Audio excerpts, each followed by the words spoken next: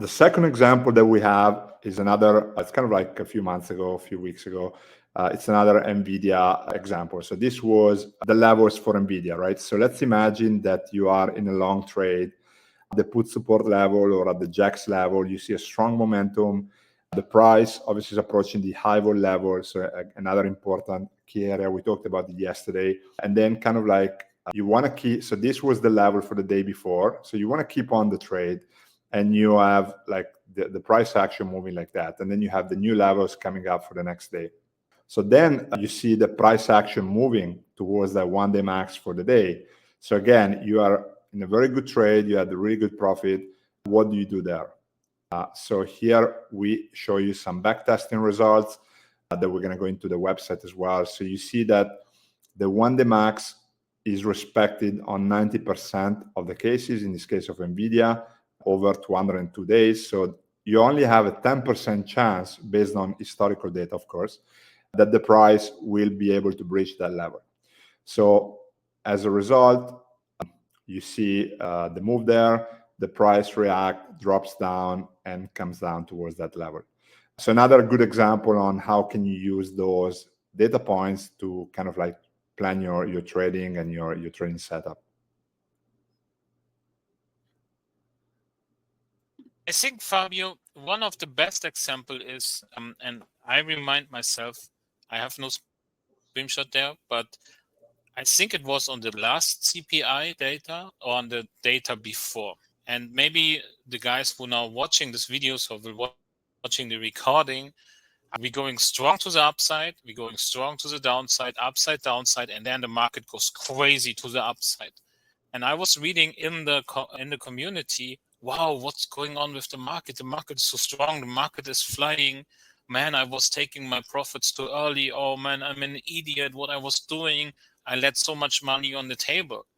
And I was only comment, hey, look to the 1-day max. We was not reaching the high. We are on the mission. It's like sometimes when you have really strong momentum, in this example to the upside, and the momentum is holding and you see this, then there's no reason to get out of the trade until you're hitting the 1-day expected move.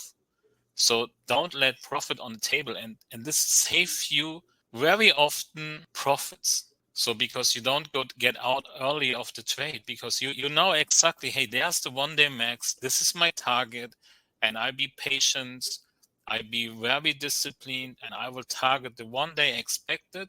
If I feel like, oh man, maybe I should go out, I'm not sure, I get chicken now, then take some partial profits, but let the other run until it hit 1-day expected. And most of the time, when we have really strong momentum and we're getting events, we will hit this. We will hit this. So for this reason, I think the 1-day max is one of the best indicator outside on strong momentum days when we have events that you don't let profits on the table. It protects you to take profits too early. But you have to be patient. You have to be disciplined. And this is, for me, one of the good reasons why I'm loving the 1-day expected move. Because it reminds me always on strong momentum days, don't take my profits too early, be patient. If I feel chicken, take partials and let the other run. And there are so many examples outside. You can backtest this on your own end. You have now the option that you can 5 days going back, or if you're going in the Discord where we have maybe QQQ, the futures levels, you can scroll to the upside. And then you see the old levels from 1 month, 2 months. You will find everything there. Take it and backtest this. And you will see that this 1-day max and 1-day min helps you to don't get out too early.